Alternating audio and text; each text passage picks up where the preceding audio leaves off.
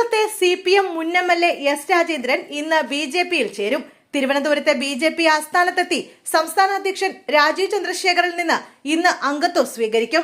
11 മണിക്കാണ് മാരാർജി ഭവനിൽ വാർത്താ സമ്മേളനം. 2006, 2011, 2016 എന്നീ കാലയളവിൽ CPMന്റെ MLA ആയിരുന്നു എസ് രാജേന്ദ്രൻ. ഈ മാസം ആദ്യം രാജീവ് ചന്ദ്രശേഖറുമായി രാജേന്ദ്രൻ കൂടിക്കാഴ്ച നടത്തിയിരുന്നു. 1 മാസത്തിനകം തീരുമാനമെന്നാണ് അന്ന് അറിയിച്ചിരുന്നത്.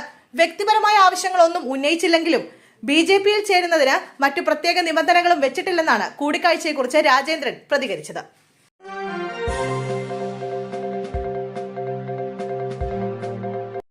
തദ്ദേശ തെരഞ്ഞെടുപ്പിൽ വിജയിച്ചവരും പരാജയപ്പെട്ടവരുമായ മുഴുവൻ കോൺഗ്രസ് പ്രതിനിധികളെയും ഉൾപ്പെടുത്തി KPCC സംഘടിപ്പിക്കുന്ന വിജയോത്സവം 2026 മഹാപഞ്ചായത്ത് നാളെ. ലോക്സഭാ പ്രതിപക്ഷ നേതാവ് രാഹുൽ ഗാന്ധി ഉദ്ഘാടനം ചെയ്യുന്ന സമ്മേളനത്തിൽ ഏകദേശം 15,000 പേരെത്തുമെന്നാണ് കണക്കുകൂട്ടൽ.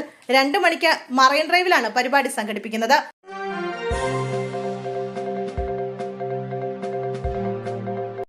മറ്റത്തൂർ പഞ്ചായത്തിൽ സ്റ്റാൻഡിംഗ് കമ്മിറ്റി അധ്യക്ഷ സ്ഥാനങ്ങളിലേക്ക് LDF അംഗങ്ങൾ തെരഞ്ഞെടുക്കപ്പെട്ടു.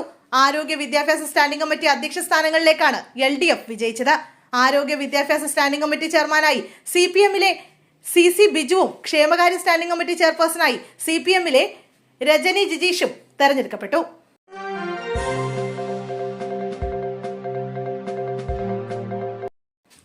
കണ്ണൂർ ഇരിട്ടി എടക്കാനത്ത് പക്ഷിപ്പനി സ്ഥിരീകരിച്ചു. കാക്കയിലാണ് രോഗം സ്ഥിരീകരിച്ചിരിക്കുന്നത്. വളർത്തുപക്ഷികളിൽ നിലവിൽ രോഗം സ്ഥിരീകരിച്ചിട്ടില്ല. പക്ഷികളെ കൊന്നൊടുക്കേണ്ട സാഹചര്യമില്ലെന്ന് ജില്ലാ ഭരണകൂടം വ്യക്തമാക്കി. അതേസമയം ഇരിട്ടി നഗരസഭയിലും സമീപ പ്രദേശങ്ങളിലും ജാഗ്രതാ നിർദ്ദേശം നൽകിയിരിക്കുകയാണ്.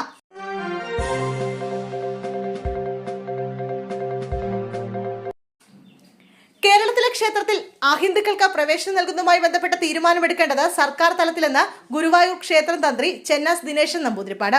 മുൻകാലങ്ങളിൽ കേരളത്തിലെ ക്ഷേത്രങ്ങളിൽ അവർണർക്ക് പ്രവേശനം ഉണ്ടായിരുന്നില്ല. ക്ഷേത്രപ്രവേശന വിളംബരത്തിന് ശേഷമാണ് ഇത് സാധ്യമായത്. ഇത്തരം വിഷയങ്ങൾ സർക്കാർ തലത്തിൽ തീരുമാനിക്കേണ്ടതാണ്. അതിൽ തങ്ങൾക്കൊന്നും ചെയ്യാനില്ലെന്നും തന്ത്രി വ്യക്തമാക്കുന്നു. ഗായകൻ യേശുദാസിന് ഗുരുവായൂർ ക്ഷേത്രപ്രവേശനം സംബന്ധിച്ചും തന്ത്രി നിലപാട് വ്യക്തമാക്കി. ഗുരുവായൂരിൽ ദർശനം നടത്തണമെന്ന് യേശുദാസ് ഇന്നുവരെ ഒരാവശ്യം ഉന്നയിച്ചിട്ടില്ല. ഈശ്വരൻ അനുഗ്രഹിച്ച കലാകാരനാണ് അദ്ദേഹം. പത്മനാഭസ്വാമി ക്ഷേത്ര ദർശനത്തിന് യേശുദാസിനെ ക്ഷണിച്ചിട്ടും അദ്ദേഹം പോയില്ല. അവരുടെ മതമനുസരിച്ച് അത്തരം ഒരു ദർശനത്തിന് മുതിരില്ല. അവരുടെ മതത്തിൽ എതിർപ്പുയരുമെന്നും തന്ത്രി പറഞ്ഞു.